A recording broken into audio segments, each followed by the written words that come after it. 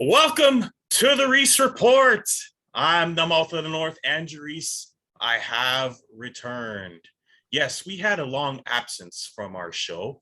I had some personal things to take care of. And, after the NFL, there's not a whole lot to talk about, although there was some NHL playoffs, there was some NBA playoffs. Congratulations to the Colorado Avalanche and to the Golden State Warriors, a team I did predict would make the finals. I was wrong on Florida, and I think I had Colorado in the final, but I had Florida winning it. So we all did pretty good in our predictions last year. But this is a new season now, but we're not going to start with pro sports. You see, we're going to start because I have the captain of the Thundercocks on with me, Jose Gomes. Yes, he's a regular guest, but you see, he has multiple roles. So we're going to have our captain, Jose Gomes from the Thundercocks, give us a recap of the season that just happened, because he was the captain of the team, so he's on the bench, he's playing, he knows what's going on. So Jose, just so everyone knows, we are the champions. We did win the championship. Yes. Now, league and playoffs. Yes, we won the league and the playoffs. We finished second in the stupid round robin, which made no sense. But we, in the end of the day, won the whole thing. I'm not going to toot my own horn. So, Jose, what were your thoughts on the season that was and the future of the Thundercocks? First of all, it's great to be back on your show. It was a long period of time waiting for this show to come back on, but we had to take care of business Friday nights at the ball hockey. It was, first of all, I want to thank all the guys that came out and joined our team. It was an inaugural. Jack Caruso made an outdoor league, and we joined it. Basically, it was guys from the Pittsburgh Express, and then guys that played already on the Pittsburgh Express, and buddies, like the friendship that will never end. Yes. It's all the good guys get the old guys back together just for a Friday night for a run, have a couple of beers after. But like you were saying, we won the league, we won the playoffs. Everybody played well. I would like the guys that were there and weren't there. You guys are all part of the team all during the whole season, and it was great, man. It was just great to have everybody back, all the guys playing together. You haven't been playing ball hockey for a long time. It was good to see you back. Playoff MVP, congratulations, you well deserved. Yes. Guys like Anthony too, like it was like good old times. Just guys get back together and have fun, man, and play ups and downs, a couple of arguments here and there, but it's part of the team. It's part of the management. It's hard to manage a team. It's not easy.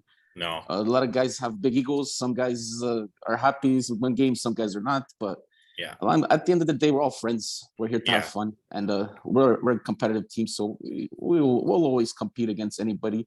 Yeah, and especially at that type of arena, 4-on-4, I think that's made for our type of hockey. Yeah. So man, it was a great season, and I can't say much. It was fun. It was fun, and then we got the wives and the kids to come out some of the games. Yep. Especially your wife. Yeah. Always heckling the other team. That was funny too. Yeah. She was a star. Getting the players on their nerves and stuff like that, or she got called an auto, man. She got called an auto one game, and he had the worst game of his life when she was out there. Even the guys when their kids come out to watch them, they always want to show their kids that they can play and stuff like that. So it's fun, man. It's just for the guys to get out on a Friday night just to play. It's good. Yeah, it was a lot of fun. I hadn't played in 5 years ball, but once I at least I can say for me, once I got my legs, I felt really good, and then I started to get used to the boards and just the way the game was played, and it felt a lot better. It's a great honor to win the championship with these guys that I hadn't. This is the first time I had won with these guys, and winning the MVP was just a icing on the cake. When you really want something, you work harder, you can accomplish anything. So, I had some doubters, i.e. Melissa. That's right. I'm calling you out, Melissa. You were telling me and Anthony that we can't get it done anymore. We're old and moldy and we can't run. We're going to hurt ourselves. So you were wrong. Okay. And, I'm not going to say nothing about my wife because she was out there being a cheerleader. So it was a great season. I can't wait for the next season. Of course. Some new guys, some changes, and we'll probably talk about that as we go along. Maybe make it a part of our show. On a weekly basis. Of course, our games are on Fridays, so we'll have to work around that. But it was a lot of fun. So I thank Jose for getting us all back together. I probably would not have played again, to be honest with you, if this did not happen. Thank you, Jack, for getting me in that league. And it couldn't have worked out any better. So all good stuff. And I hope to see everyone back from their month-long vacation in Portugal's. Yes. Must be nice. Okay. Yeah. Hopefully you come back nice. Yeah, and we're refreshed, talking to you, okay.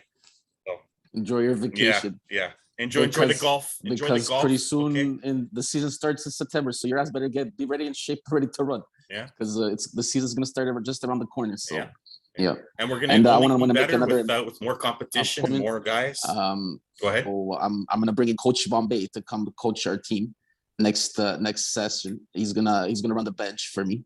I already talked to him. He said he's okay with it. So, and if you guys don't know who Coach Bombay is, that's Reese's dad. Yeah.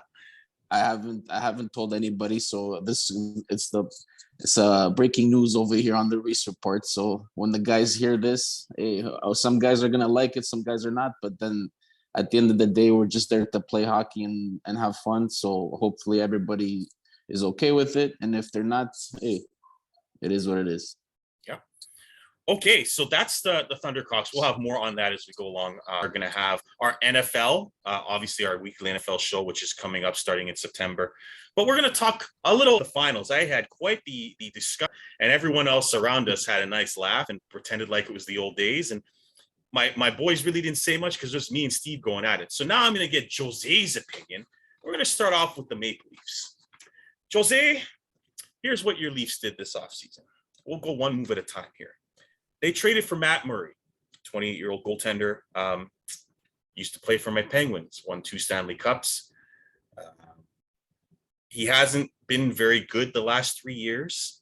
He only won 5 games last year, and his save percentage has been under 90 for those 3 years.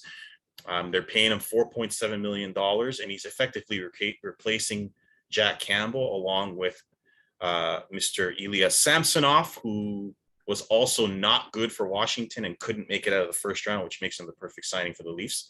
What do you think of those 2 moves by the Leafs? I think Dubas is taking a gamble on Murray. Yeah, big time. Yeah. I like a Gibson or something like that, like offer him like I guess not. But and if years before he had a nice squad like that, so I think prove themselves to see gamble and praying that his ass is getting fired. So the stats depends on the defensive on that. He took Fleury's job. You got to see how it's better than Ottawa's. I'm not 100% like in the league, but I think they have upside. To take the number 1 job. Honest to truth, I think he's going to be the number 1. Murray, I think he's going to play a couple of good games and then he's going to get hurt because he's a very injury-prone goalie. I don't see the Leafs still think that they need more depth on this third and fourth line. They picked up Yankruk and stuff like that, but I still think they need more sandpaper and guys that can pop in a couple of goals here. They're like the Nick Paul, for example, for Tampa Bay that screwed the Leafs in the playoffs and stuff like that. They need a player like that.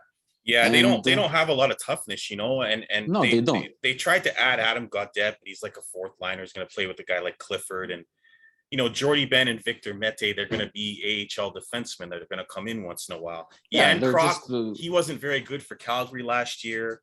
So I don't know. They're signing a lot of guys that they just kind of have to because they don't have a lot of cap space. Yeah, that's the problem. It's just those 4 players are taking up all their cap space, and it's difficult for them to get players in that are half decent that they can, because those sandpaper players that need to make $3-4 million, and they don't have the room for that. They don't have they can only get guys for $1 million.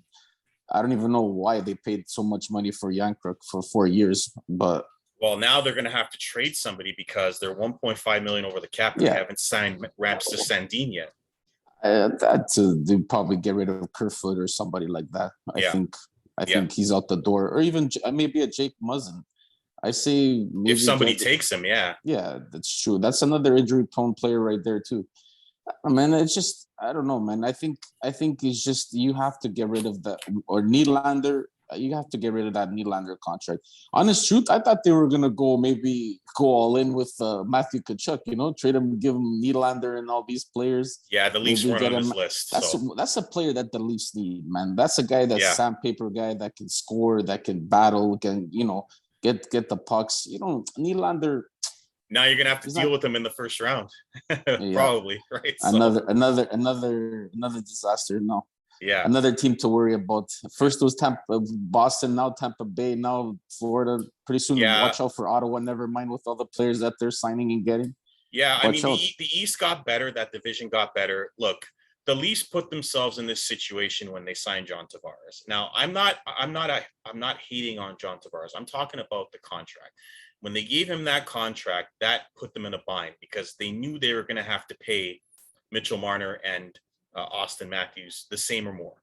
So once you're in that position, and then they gave Nylander 7, and he was the first guy to sign. So once you're in that position, and you got to sign Riley, and then you're going to be limited at other positions. They were always going to be in this hole because of that signing. That's the signing that shouldn't have happened.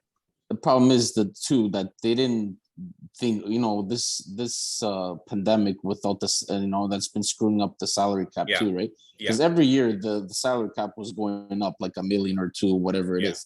So at the end after the 4 years that they signed these players to, it's like almost it should be up $10 million. Yeah. These past years it's been always at the same because of the stupid pandemic thing, and then whatever that they agreed upon and stuff like that. So it's you can't you blame it on the big contracts like that, but you have to pay these players that much money. If Tavares wasn't gonna get $11 million here, you would get it somewhere else. He was a top Premier League player. What I mean by that is that they could have, if they didn't give him 11, then they could have paid a Mitchell Marner less. I'm sure Matthews still would have got his 11, but a guy like Mitchell Marner probably doesn't get that money if they sign Tavares for $11 million. Okay, so but you telling me a Matthew Tkachuk is making almost $10 million, and he only had 1, maybe 2 good seasons, and he's already making almost $10 million. Remember, he had 1 contract. He had 2 contracts already. When they signed Mitchell Marner, right? They signed Mitchell Marner out of his entry level for the $11 million. Tkachuk got a discount. He was at a discount for 3 years at 7.5. It's the same deal that Braden Point has right now. So the Leafs just gave their money to the players right away instead of doing bridge contracts to make their team a little more competitive, which is why Tampa Bay was in such a good position to add more players. I mean, Dubas has taken a big gamble with Murray and Samsonov. I don't think people realize Samsonov. There's a reason why Washington got rid of Samsonov. He was terrible for them the last 2 years. They never won a playoff series with them. So you've got 2 goalies that are trying to be reclamation projects. I understand not wanting to give Campbell a 5x5, and I understand why Edmonton did it, but it's a huge gamble to be messing with the most important position in hockey, which is in net. Now I'm going to go. Yeah. But sorry. Just the hockey in net, besides Vasilevsky, nowadays, there's no crazy goalie out there. Like, honest truth, besides. Yeah, Shesterkin, but he did most of the half of the games with Georgiev or whatever his name was. Yeah. So it was like a 1A, 1B type of thing. The only one that plays most of the games is Vasilevsky. Right. So nowadays NHL, basically you need a 1A and 1B type of thing. So the Leafs are taking a risk on that. Yeah. And with all the money that, for example, with the 5.5 of the 5.5 that Campbell signed, you got 2 goalies for that same amount of money. So you would be only paying 1 goalie $5 million or whatever Campbell signed for. Yeah. And while you got 5 point something, I think it's 5.4 or whatever it is. At the least both goalies. Murray's 4.7 and Samsonov's 1.8, so 6.5 total. Yeah. So there you go. You have two half decent goalies. You don't have to worry about Mrazek and what's Holmstrom or whatever the other goalie is. The Mrazek deal is where when I knew Campbell was gone, because once they gave Mrazek that deal, that means they didn't believe in him and they weren't going to have the money for him. So I knew once they signed Mrazek, he was gone. So even if he had an all-star season, which he did for the first half, then he got hurt and fell apart in the second half. It didn't matter. Even if he won the Vezina, they weren't bringing it back. So I just didn't expect it to be Murray and Samsonov, but Dubas has this thing with Sioux Greyhounds, so we'll leave it at that. Yeah. And wish him the best of luck. I will say this: every single year I've seen Leaf fans say his job's on the line. It never was. This year, his job is on the line, 100%, because Matthews, after this year, has 1 year left in his deal, and you guys all saw what happened with Gaudreau and Tkachuk. And don't think for 1 second another American-born player won't bolt from another Canadian team. It can and will happen. So the Leafs better smarten up. I don't think Matthews is going to leave, man. He's the main player here. They'll open up the bank for him. If he wants 15, if he wants 16, they'll sign him for whatever it takes for him to stay here. They keep even failing if it's in the just first a round. 5-year. He could leave. They keep failing in the first round. He could leave. But it takes a team, man. Hey, Ovechkin took 9 years to win a championship too. We'll see. So, we shall see. So that's the Leafs. Now we're going to go to my team. And believe me when I tell you, if you think this is going to be pretty and I'm going to be happy about this, you're not. It's not going to be like that. So all the people out there think I'm jumping on Leafs. My team's no different. So I'm going to go through my garbage, and then Jose can comment on this. Now, I'm going to go through what I liked first. I liked getting Jeff Petrie. Now, he's 34 years old. He had one bad season with Montreal where everyone had bad seasons. But before that, he was a really solid, big, tough, offensive and pretty good defensive defenseman as well. So if they can get a couple of years out of him to go for it, great. I like the move. They got rid of Matheson, nothing to go right home about there. They traded Marino for Ty Smith for cap reasons. If I had Gil on, I'd ask him about Ty Smith. Ty Smith was a former first rounder. He's a good offensive defenseman. He could probably have some upside, but it was more about getting Jeff Petrie and then adding Jan Ruutu from Tampa Bay, who's another big defenseman, who's a good third pairing defenseman who played for the Champs. So I like that they got bigger on defense. Here is what I don't like. Now, I understand why you re-signed everybody, because you really didn't have any other option. The Penguins have no draft picks. They've pretty much sold themselves out to win Stanley Cups. They've been just like the Leafs. They've lost in the first round every year for the last 4 years. Some of it was not their fault. Some of it was their fault. Last year, they had no goalies, and they blew a 3-1 lead. They also had Crosby get hurt, and they completely fell apart. But the interview I heard from Hextall, well, we should have won the first round, so we're keeping everything together. I now know why Jim Rutherford left the team. Jim Rutherford wanted to start over. The Penguins did not. Evgeny Malkin got re-signed. I would have let him go. But hearing what Crosby did to get him re-signed, I'm fine with him staying. Hopefully he has a Teemu Selanne renaissance after having his knee surgery, and he can have a couple of years where he's decent. I did not like that signing. Chris Letang, all-star defenseman, did not like giving him 6 years at age 35. I don't agree with these deals, but if you look at the Penguins situation, it was either get rid of everybody or keep everybody, because they don't have any other option. With the way they've built their team and with the limited draft picks. And I mean, the guys they got in, Brian Burke's not there to lose. Ron Hextall's not there to lose. They would have kept Jim Rutherford otherwise. Brian Rust, one of the most underrated players in the league. No problem giving him $5 million a season. He averages a point a game. It's a discount getting him at $5 million a season. Richard Raquel, I would have let him go, or I would have traded his rights. I don't think he's consistent enough, and giving him 6x5, that's a very rich contract. Hopefully he works out. But he reminds me of the Zucker deal. Zucker has been terrible since he's been here. He makes $5.5 million, and he's done nothing for the team. I'm perfectly fine with saying this. Kasperi Kapanen has been a bust. He was traded for a first rounder. Toronto was looking to move cap space. He was a no-show last year, and we still gave him $3.2 million over the next 2 years. So they pretty much kept the exact same team together and added a couple of defensemen. I'm hoping the defense makes a difference in it, and it will. Jose did a brilliant thing last year, picking goddamn Tristan Jarry in the pool, which helped him finish second and pass me, for who was in second for the longest time last year. Jarry had a great season, but then he got hurt. Then Casey DeSmith got hurt, and we had Spicy Pork over there, Louis Domingue in net, and it cost us the series. However, I do like that we got to Igor. Mr. Sherskin got exposed and destroyed by my Penguins, so that gives me a little confidence going forward. Now that you got your money and everyone's signed and all the feelings are not hurt, and Malkin, oh, I can't play anymore, they don't think I can play anymore. Everyone got their money, okay? And to me, you got your money not doing much in the playoffs. Now it's time to step up. There's no distractions. There's no contract worries. It's time to step up and try to go for it and win the next couple of years. They're the oldest team in the NHL. It doesn't inspire much confidence. Will they be a contender? Probably for the next 2 years.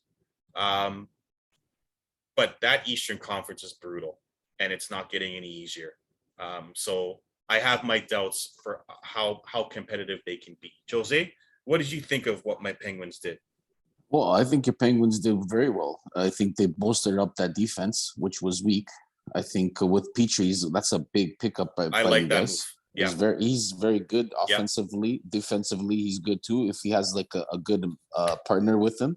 Yeah. He had, when he was playing with Montreal, when he was playing with Shea Weber, he was solid. Like, it was a good shutdown defenseman. He can put up the points on the power play, so you can give like Tanga he can be on the second unit and stuff like that. Yeah.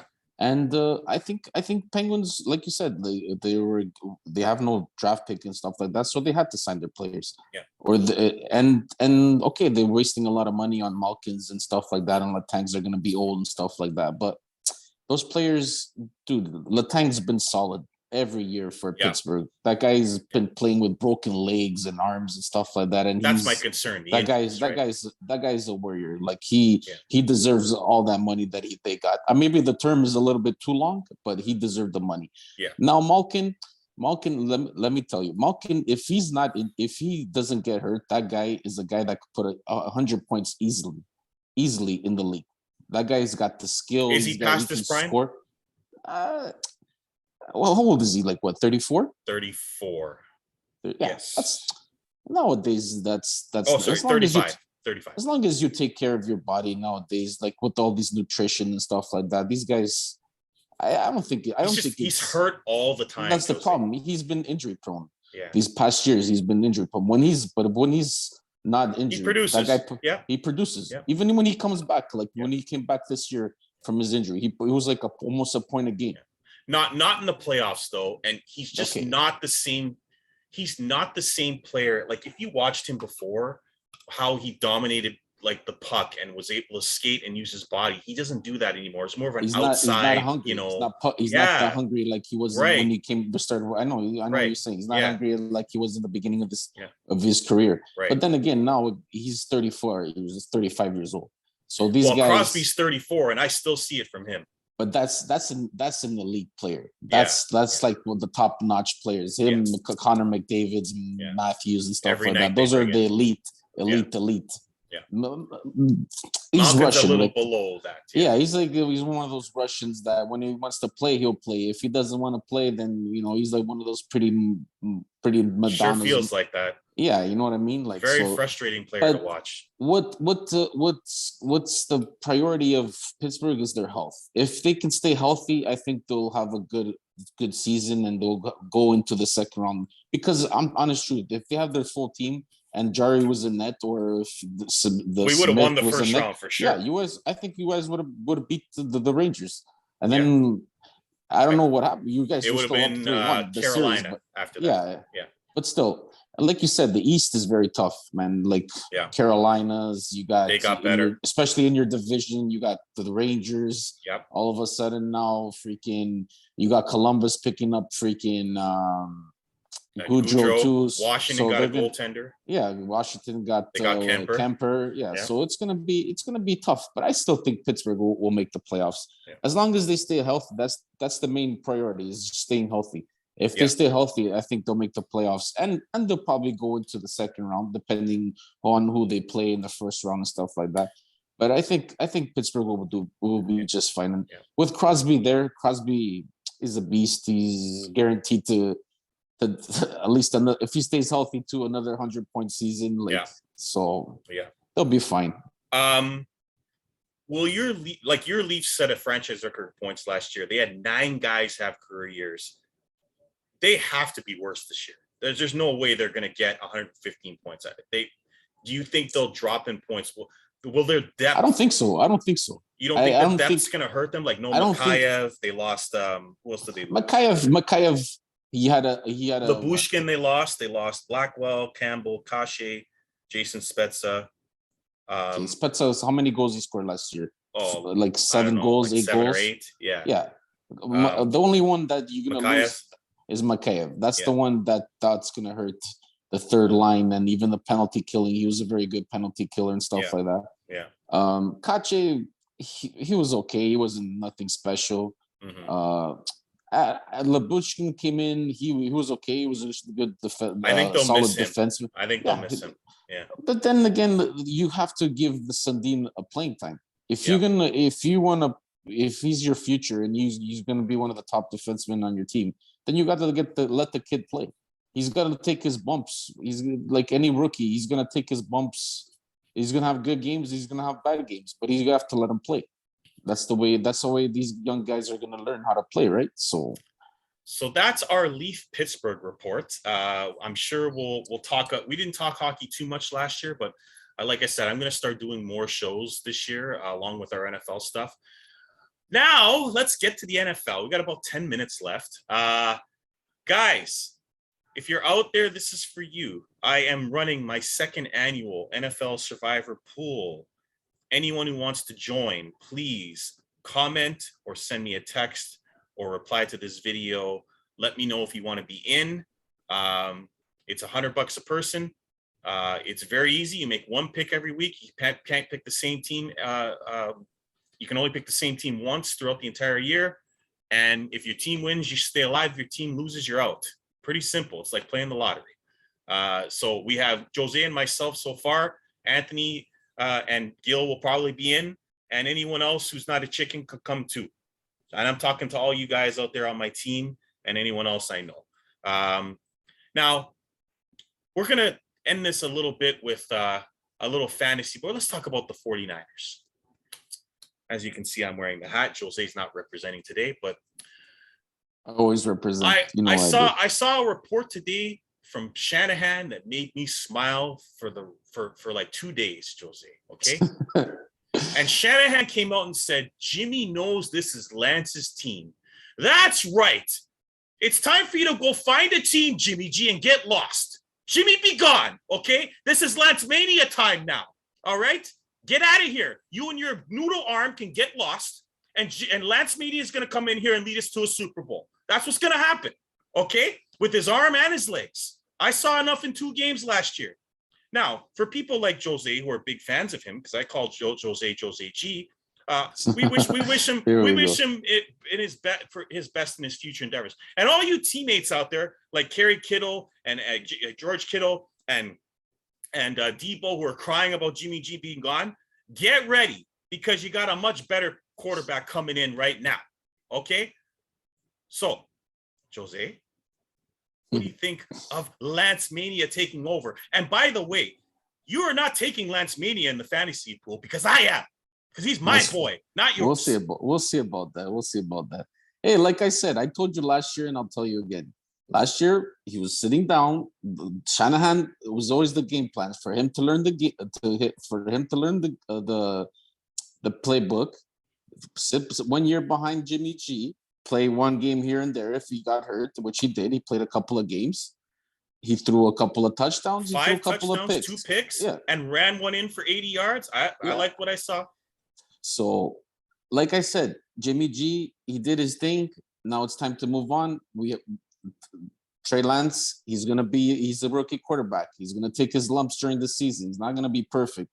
He's gonna throw those picks that he shouldn't be throwing. He's gonna make mistakes. But then again, he's electrifying, man. He's gonna be another weapon that Shanahan could run the ball with. He can do the play action. He can throw those long bombs to the go speedy wide receivers. And I'm telling you that right now, the guy that's gonna make a lot of money because of him is Brandon Ayuk. Trust me. And Debo. Brandon and Debo is more of those sort of like short passes, slants, and he can run and do his thing. But Brandon Ayuk, he's fast, and he can those long balls this year. I'm telling you, Brandon Ayuk is gonna have an amazing season this year. Yeah, he's gonna be one of my sleepers in the NFL. Yeah, I looked at him draft. too. Yeah, I looked at him too. Don't be Yes. taking my players. Okay. Yes. Anyways. Yes. But, No. But that's it. Like I just think it's time. Like I don't want to go too far with this, but like it reminds me of when Alex Smith was in Kansas City.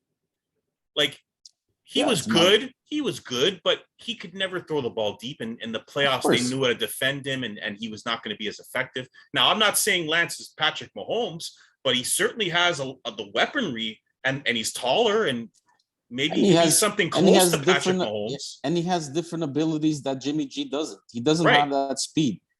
Jimmy G doesn't have the speed like or the arm. Or the arm, exactly. So that's it makes him even more of a threat. So you can just imagine the offense last year with Jimmy G that couldn't throw a deep ball, kept winning football games. A majority was their defense, right? But now you have a better quarterback that can throw the deep ball, so that makes that team even more dangerous. I think and this year, a lot of people are. I was checking out the odds for the Super Bowl. Not a lot of people are giving respect to the 49ers, man. They have Green Bay ahead of the 49ers to winning the Super Bowl. How is that even possible? Because they think this rookie from the second round, whatever his name is, I'm gonna tell Gil too. Like, hopefully he listens to this too.